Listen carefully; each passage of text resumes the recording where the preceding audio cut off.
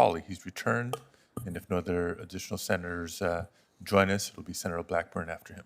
Thank you very much, Mr. Chairman.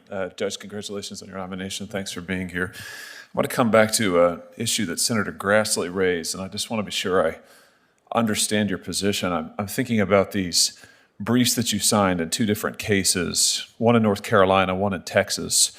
Let me ask you about the North Carolina case first. You argued there that Title VII prohibits disadvantaging someone because of gender nonconformity, regardless of the birth-assigned gender or current gender identity. The brief also suggested that privacy and safety concerns underlying North Carolina's proposed bathroom separation of boys and girls are unfounded, and that the state had not demonstrated any public safety risk.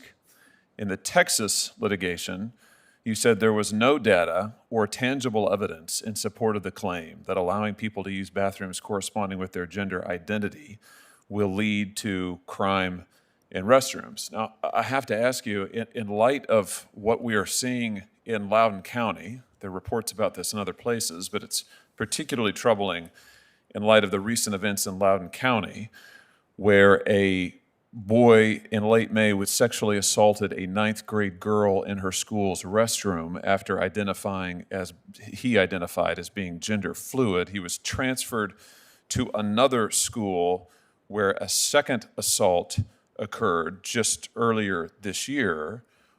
Do you stand by your comments in these briefs that there is no evidence of violence or crime in restrooms by allowing biological males to use biological females' restrooms? Thank you for the question, Senator Hawley.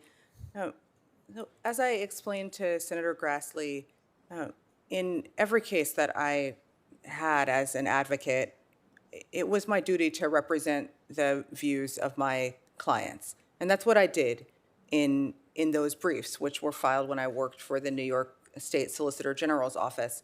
Now, I was not familiar before this morning with the Loudoun County incident, but again, what I would say is this, that I understand well, being a judge now, the difference between being an advocate, advocating for your clients, and being a judge who is duty-bound, who takes an oath, and one that I take very seriously, to apply the law to the facts and the record, and to review each matter individually as it comes before you. And that's what I would do were that issue to come before me, if confirmed. Yeah, thank you for that. I understand that, and I appreciate your role as an advocate. I'm just curious if you stand by these comments. Do you agree still today that there is no data or evidence in support of the claim that allowing people to use bathrooms corresponding with their gender identity will lead to increased violence or crime in restrooms? I mean, do you think that that's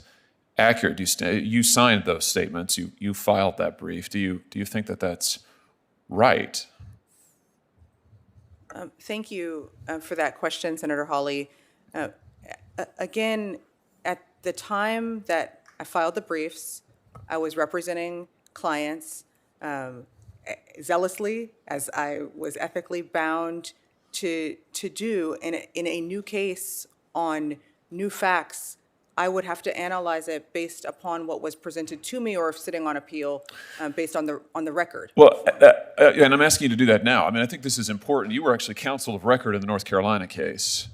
You signed the brief in the Texas case. Now, I understand you're representing clients, but of course, I also understand you have a duty not to sign briefs that you think are unethical or that misrepresent facts. So I assume you think that the arguments made in these briefs were correct and accurate. You wouldn't have signed them. Certainly, you wouldn't have been counsel of record.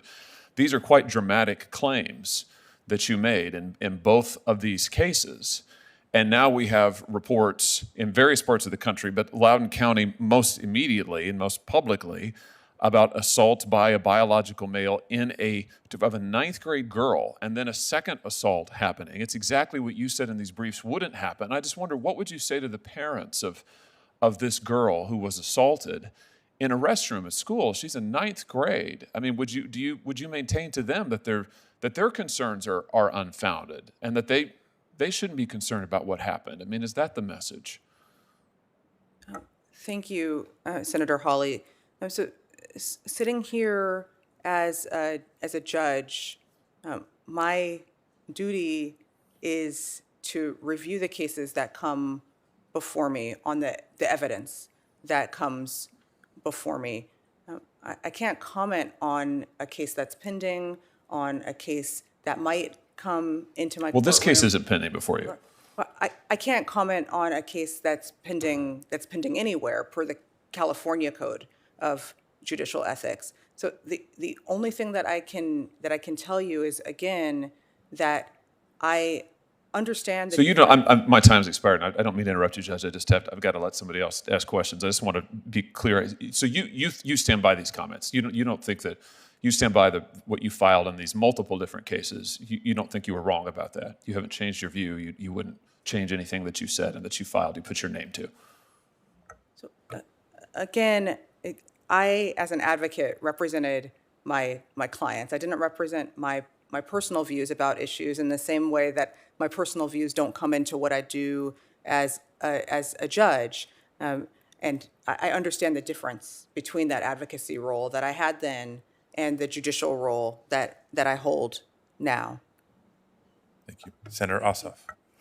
Thank you, Mr. Chairman, and Judge Thomas, congratulations on your nomination. Welcome to your family. I know this is an arduous